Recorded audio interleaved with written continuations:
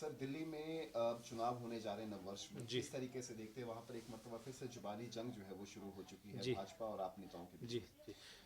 देखिए, दिल्ली की जो चुनाव है, निश्चित रूप से इस बार दिल्ली की जनता बहुत गंभीरता के साथ इस बात पे विचार कर रही है कि जो लगातार पिछले कुछ सालों से केजरीवाल जी की टीम वहाँ पर, अब तो टीम ही कहना पड़ेगा, पहले तो खुद केजरीवाल जी थे, वो वहाँ पर सरकार बनाए हुए है। और दिल्ली की जनता ने इस बात के ऊपर विचार करना शुरू कर दिया है, क्या ये वही केजरीवाल हैं या ये वही आतिशी हैं जो अन्ना जी के आंदोलन से निकल कर के आए हुए नेता हैं। जो नेता ये कहते थे कि हम लोग दिल्ली को करप्शन फ्री करेंगे, क्या ये वही नेता है जो कहते थे कि हम बड़ा बंगला नहीं लेंगे, हम सुरक्षा नहीं लेंगे? इस प्रकार के नाटक नौटंकी करने वाले ये वही नेता हैं या ये बदल गए हैं? तो दिल्ली की जनता जब विचार करती है तो एक बात ये सामने आती है कि ये नेता पूरी तरह से बदल चुके हैं। केजरीवाल जी ने, आपने देखा होगा कि कितने ही घोटाले उनकी सरकार में हुए हैं, खुद भी जेल के अंदर रह करके आए हैं और भ्रष्टाचार के सारे रिकॉर्ड उन्होंने तोड़ दिए हैं। शराब का कितना बड़ा घोटाला, बहुत सारे महकमों के अन्य घोटाले, विस्तार के से मैं उसके ऊपर नहीं जाऊंगा।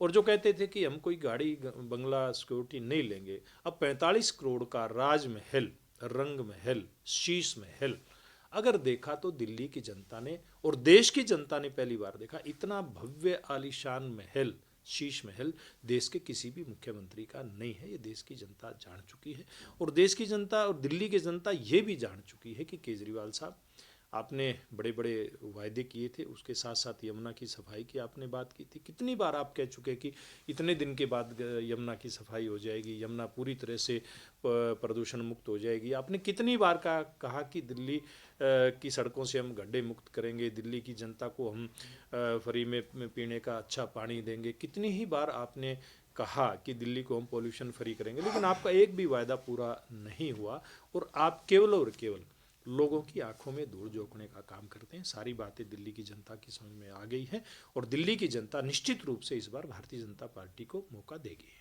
और सर, राहुल गांधी के वियतनाम दौरे को लेकर भी काफी ज्यादा घेराबंदी जो है वो जी भारतीय जनता पार्टी की तरफ से की जा जी। रही है। उसके पीछे की क्या वजह है? देखिए, राहुल गांधी जी निजी ज़िंदगी में क्या करते हैं ये उनकी एक निजता है। निजता के ऊपर कोई सवाल नहीं उठाता राहुल गांधी कहाँ जाएं, कब जाएं। लेकिन ये जो समय है राहुल गांधी जी का, अब वो खुद विदेश के दौरे के ऊपर चले गए। यहाँ जब देश के पूर्व प्रधानमंत्री मनमोहन सिंह जी दुनिया में इस दुनिया में नहीं रहे, उनका स्वर्गवास हुआ, तो किस प्रकार से उनके मान सम्मान को लेकर के राहुल गांधी जी, उनकी पूरी पार्टी चिल्ला रही थी। तो राहुल जी, आप इतने संवेदनशील तो होने चाहिए कि आपके पूर्व प्रधानमंत्री दुनिया छोड़ करके गए हैं, बहुत अच्छे विद्वान आदमी थे, बड़े अर्थशास्त्री थे, कई पदों पर रहे हैं। इस प्रकार के संवेदनशील मौके के ऊपर आप राजनीति करना तो भूले नहीं, लेकिन साथ के साथ आप इतने गंभीर समय के ऊपर आप विदेश चले गए, तो ये देश की जनता तो इस बात का सवाल आपसे करेगी करेगी। और सर, किसान आंदोलन जो है वो लगातार संघर्ष करते हैं। किसान लगातार ये कहते हुए नजर आ रहे हैं कि केंद्र सरकार हमसे बातचीत नहीं कर रही है उस मुद्दे को सुलझाने का, और हमें एमएसपी पर लीगल गारंटी कानून जो है वो दिया जाना चाहिए। किस तरीके से देखते हैं, कब इसका सॉल्यूशन जो है वो निकलता हुआ दिखाई दे रहा है? देखिए, मैं समझता हूँ ये बहुत गंभीर विषय है। मैं खुद किसान हूँ, हरियाणा और पंजाब के मुख्यमंत्री भी दोनों किसान के बेटे हैं। और कृषि जो क्षेत्र विषय है ये समवर्ती सूची का, केंद्र की सूची में भी है, प्रदेश की सूची में भी है। तो मैं तो आपके माध्यम से एक बात कहना चाहूँगा कि डल्लेवाल जी की हालत बहुत चिंताजनक है। केंद्र सरकार ने खूब प्रयास किया पूर्व में कि विषयों का समाधान किया जाए। पूर्व के कृषि मंत्री, जब माननीय नरेंद्र मोदी जी की पूर्व की सरकार थी, उन्होंने भी खूब प्रयास किया। वर्तमान के कृषि मंत्री आदरणीय शिवराज सिंह जी चौहान और खुद नरेंद्र मोदी जी सारे विषय के ऊपर निगाह लगाए रखे हुए हैं और हरियाणा की सरकार भी बड़ी बारीकी से विषयों को देख रही है।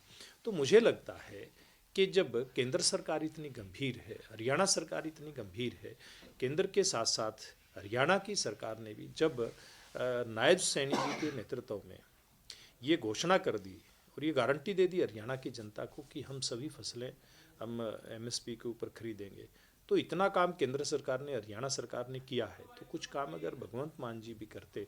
भगवंत मान जी, मैं आपसे अनुरोध करना चाहूँगा, आग्रह करना चाहूँगा, आप किसान के बेटे हैं, आपने संघर्ष किया है, आपने हर विषय को बहुत नज़दीकी से देखा, आप ज़मीन से जुड़े आदमी हैं, आप इस विषय के ऊपर हरियाणा सरकार की तर्ज के ऊपर काम करेंगे तो निश्चित रूप से एक बहुत बड़ा रिलीफ, बहुत बड़ा एक लाभ आप पंजाब की जनता का कर पाएंगे, जिस तरह हरियाणा की जनता का नायब सिंह जी ने किया है, हमारे हरियाणा के मुख्यमंत्री जी ने किया है। लेकिन मुझे लगता है आप केजरीवाल जी के चक्रव्यूह से निकल नहीं पा रहे हैं। आप केवल और केवल सारा विषय केंद्र सरकार के ऊपर छोड़ करके भागना चाहते हैं, जैसे केजरीवाल जी भाग जाते हैं मैदान छोड़ करके। आप इस प्रकार से मत करिए, आप संवेदनशील व्यक्ति हैं, आप कवि हृदय हैं, आप संवेदनशीलता के साथ विचार करिए और पंजाब के किसान के लिए हरियाणा सरकार की तर्ज पर काम करिए, तो निश्चित रूप से बहुत बड़े इशू का समाधान हो जाएगा। सर, हरियाणा कांग्रेस के संगठन का विस्तार होते होते जो है वो मध्यस्थ में रह जा रहा है। एक बार फिर से दीपक पावरिया द्वारा जो जिलाध्यक्षों की सूची उदयबान की तरफ से दी गई थी, उसे जो है वो विड्रॉ कर लिया गया। आखिर हरियाणा कांग्रेस का संगठन विस्तार हो भी पाएगा, क्योंकि आप संगठन से जुड़े हुए जो लोग व्यक्ति हैं, किस तरीके से देखते हैं उस प्रक्रिया में? देखिए, कांग्रेस पार्टी, मैं तो पहले भी कहता रहा हूँ, हताश है, निराश है। इनका सर्वोच्च नेतृत्व, चाहे दिल्ली बैठा है चाहे हरियाणा में बैठा, पूरी तरह से हताश निराश है। निर्णय लेने की क्षमता किसी के अंदर नहीं है, ना इच्छा शक्ति है। मुझे लगता है कि हरियाणा कांग्रेस का या देश की कांग्रेस का कोई रुखाड़ा नहीं है। ये हालत तो आज इस प्रकार के हालात हैं, चुनाव हार चुके हैं, कई प्रदेशों में चुनाव हार चुके हैं, देश का चुनाव हार चुके हैं। मुझे लगता है कि भविष्य में इनकी हालत और ज़्यादा बुरी होने वाली है। क्या नववर्ष में हरियाणा विधानसभा को नए एलओपी जो है वो मिल पाएंगे, नहीं मिल पाएंगे? कि जिस तरीके का मौजूदा समीकरण कांग्रेस के अंदर आप देख रहे हैं, क्या एलओपी मिल पाएंगे नववर्ष में? देखिए, मुझे तो बड़ा मुश्किल दिख रहा है, क्योंकि जिस प्रकार से प्रदेश के अध्यक्ष एक सूची बना करके उदय भांजी देते हैं, उसके बाद इनके केंद्रीय नेतृत्व, इनके प्रभारी उसको निरस्त कर देते हैं। एक सेशन हुआ विधानसभा का, बहुत महत्वपूर्ण सेशन था, पहला सेशन था जिसमें हरियाणा के विषय में बहुत सारे ऐसे मुद्दे उठने थे, तो उसमें भी एलओपी नहीं है हरियाणा प्रदेश में। तो मुझे नहीं लगता कि जल्दी फैसला कर पाएंगे, लेकिन फैसला करना चाहिए। हरियाणा की जनता के हित में जल्दी इनको अपना, किसी को भी अपना नेता बनाए विधानसभा में। कांग्रेस पार्टी को अपने नेता का जल्दी चुनाव करना ही चाहिए।